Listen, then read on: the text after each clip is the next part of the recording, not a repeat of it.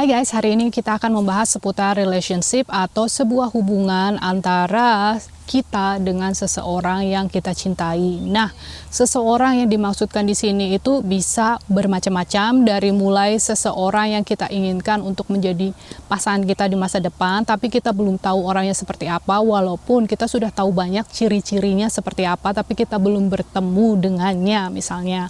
Atau special person ini, SP ini bisa juga seseorang yang kita idolakan. Aku pengen pokoknya sama dia, aku nggak mau tahu, aku cinta sama dia, aku mau dia menghubungi aku.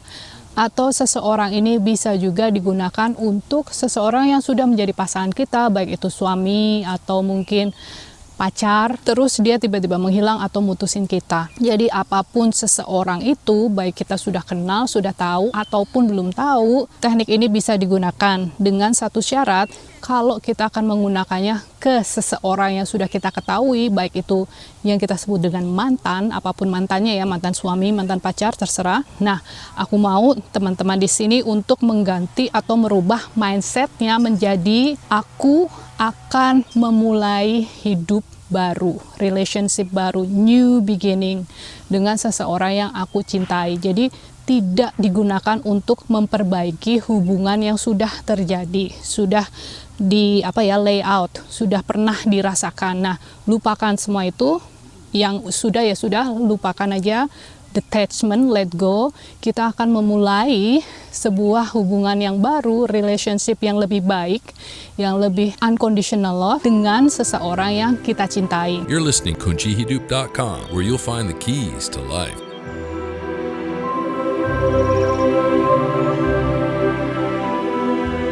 Jadi menurut Neville Goddard, atau yang biasa kita sebut sebagai bapaknya The Law of Attraction, dia menyebutkan bahwa everyone is you push out.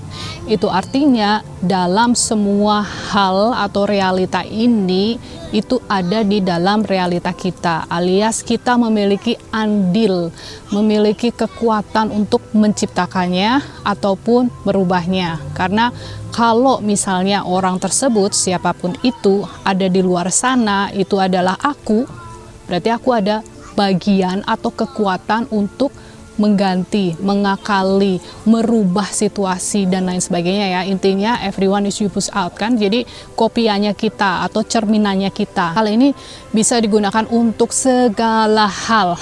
Kalau misalnya kita ngomongin toxic people, misalnya si A toxic, itu artinya hal tersebut, toxicity tersebut ada di dalam diri kita. Jadi harusnya kita yang mengganti, bukan kita menjauhi ya, karena kemanapun kita pergi kita akan mendapatkan toxicity itu dalam wujud orang lain yang mungkin saat ini kita sebut yang toxic itu orang tua kita misalnya, terus kita pergi keluar kota, keluar pulau, merantau, menjauhi orang tua kita karena kita anggap toxic, sedangkan toxicity itu masih ada di dalam diri kita, maka kita pergi ke luar negeri, keluar pulau, kemanapun juga kita akan menemukan toxic people yang lainnya. Alright?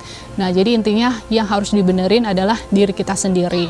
Sama halnya dengan SP, seseorang yang kita cintai, seseorang yang kita sayangi ini. Kalau misalnya apapun yang dilakukan orang tersebut terhadap diri kita, entah dia meninggalkan kita, mengkhianati kita, menyakiti kita, apapun ceritanya, yang by the way, semua masalah yang kita hadapi itu nggak ada yang personal ya, nggak ada yang bersifat personal atau hanya didesain untuk dirimu, untuk Desi, untuk aku, nggak ya. Apapun yang terjadi sama aku akan terjadi sama si A, si B, si C, si D, seterusnya. Karena dia prinsipnya ini kan semuanya lebih kayak otomatis, kayak program. Teman-teman harus melihatnya seperti itu, kayak if then. Jadi if-nya itu jika 1 ditambah 1 hasilnya sudah pasti 2. Jika aku melakukan berperasaan seperti ini, maka hasilnya itu akan seperti ini. Seperti itu ya. Jadi maksudku yang ada dari everyone is you push out, 1, kita harus memperbaiki yang ada di dalam diri kita. Kita ganti sosok tersebut. Kalau misalnya sosok tersebut nyebelin atau nggak percaya sama kita, apapun itu ya, sesuatu yang tidak kita suka, ganti dulu di dalam imajinasi kita, di dalam pikiran kita menjadi sesuatu yang kita suka. Misalnya cowok itu playboy, suka gonta-ganti, ini berdasarkan pengalaman ya. Mungkin teman-teman tahu ya bagaimana bapaknya anak-anak. Waktu awal aku kenal sama dia, Aku suka semuanya kecuali satu, sifatnya itu, karena dia pacarnya banyak sekali dan dia mengakui ya waktu dia kenal sama aku dia memiliki sekitar 20 orang pacar yang lain. Bayangkan. Kayak aku wow, aku suka sama kamu, aku mau serius sama kamu, tapi aku nggak mau menjadi orang yang nomor 21, right? So caranya aku ganti bukan dengan kamu harus putusin semua pacar-pacar kami itu, pilih aku atau dia. No way. Tidak akan pernah berhasil dengan cara seperti itu. Jadi yang aku lakukan adalah dengan mengubah versi dia yang realitanya itu seperti itu, yang aku kenal itu adalah seperti itu, sibuk sekali. Aku rubah menjadi seseorang yang tidak sibuk, alias seseorang yang hanya fokus terhadapku, hanya maunya sama aku, hanya mau berkomitmen sama aku, hanya mau menghubungiku, hanya merindukanku, hanya ngerti ya artinya ya. Nah, hukum ini juga sama atau dinyatakan dalam Hermetic Principle yang disebut sebagai as above so below atau hukum korespondensi. Jadi apapun itu pasti akan ada korespondensinya. Nah, as above so below itu kan artinya seperti yang di atas, hal begitu juga akan terjadi di bawah. Yang dimaksudkan dengan di atas di sini itu apa? Di atas yang dimasukkan di sini adalah di level mind atau pikiran kita dulu, atau sesuatu yang tidak bisa dipegang. Jadi di dunia di atas itu kan 4 dimension ya. Kalau kita ngomonginnya dimensi keempat, dimensi kelima itu kita bisa akses setiap saatnya. Itu bukan sebuah keadaan atau tempat yang baru ya, kita kan multidimensi being ya, atau kita bisa pindah-pindah banyak sekali dimensi, tergantung dengan kemampuan seseorang juga ya. Jadi ada yang bisa sampai ke dimensi ke-12, ada yang cuma sampai ke-6 aja.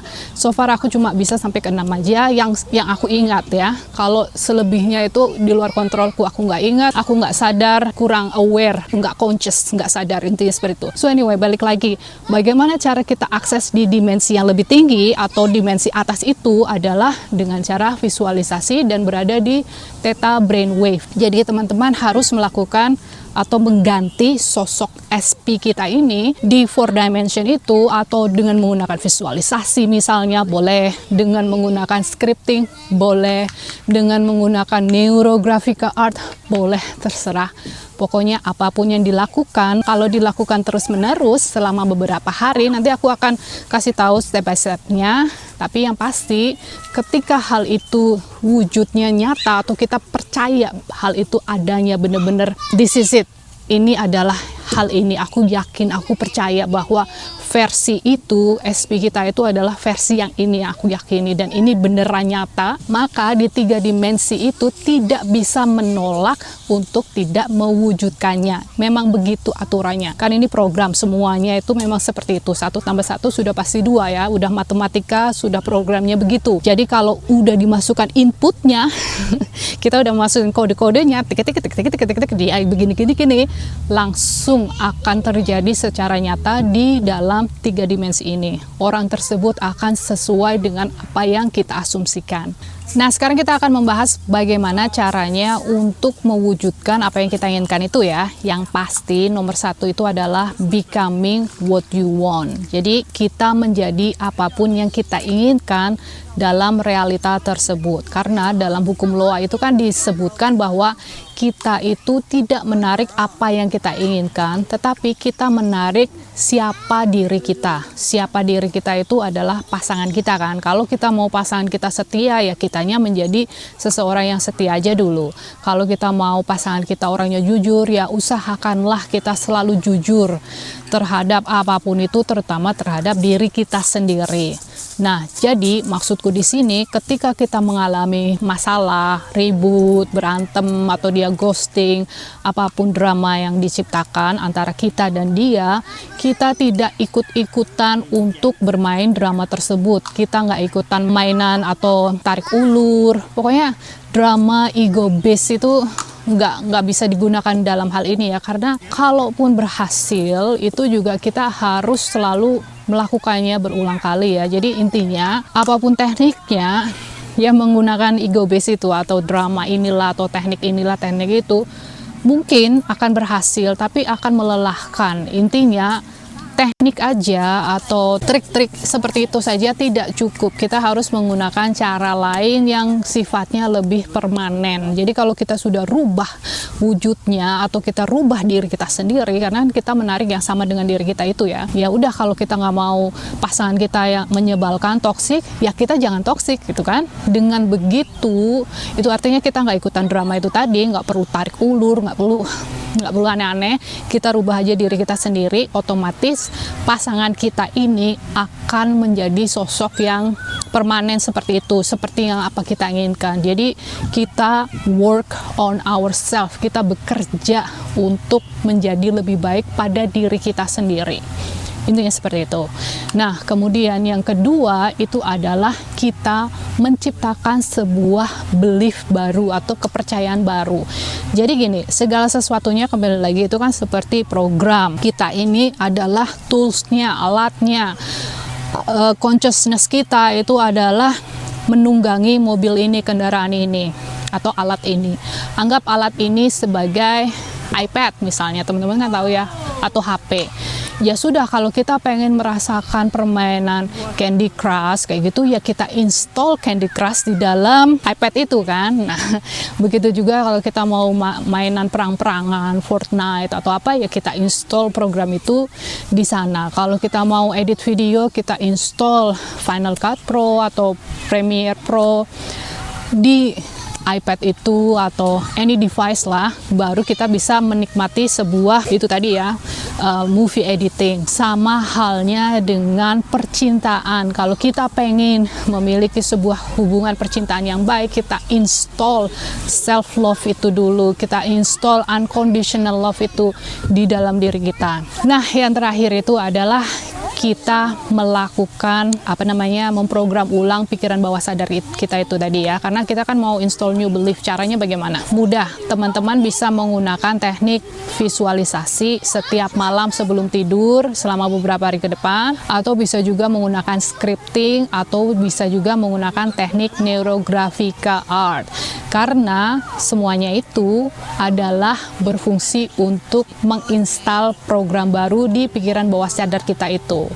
Nah, misalnya teman-teman melakukannya bagaimana Mbak tiap hari? Enggak juga. Jadi misalnya hari ini aku lakukan selama 3 hari ke depan, habis itu libur 2 hari, habis itu mungkin melakukannya lagi selama 2 hari, habis itu libur 3 hari, habis itu melakukannya lagi, libur lagi, kayak gitu ya. Jadi bebas bagaimanapun caranya, yang pasti harus dilakukan sesering mungkin. Sama kayak kita pergi ke gym, mungkin awal-awalnya kita pergi ke gymnya seminggu sekali, lama-lama seminggu 2 kali, lama-lama seminggu 3 kali. Jadi sama halnya kita nge-gym, makin lama makin mudah, makin lama ototnya udah ingat di mana kita akan ngebentuk otot-otot kita itu menjadi lebih besar atau bagaimana.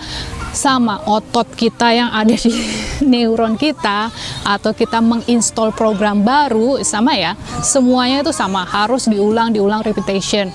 Sama kayak kita belajar piano, sama kayak kita belajar bersepeda, sama kayak kita belajar swimming atau berenang dan selanjutnya.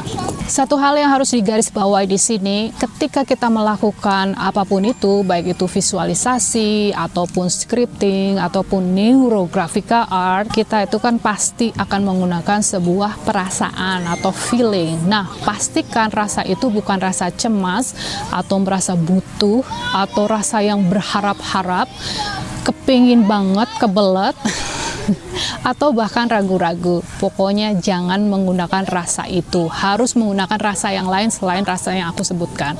So anyway guys, lakukan 3 hal tersebut dan aku yakin teman-teman akan mendapatkan dia kembali ke dalam pelukanmu, darling. Dan seperti biasa, thank you, I love you, and bye for now.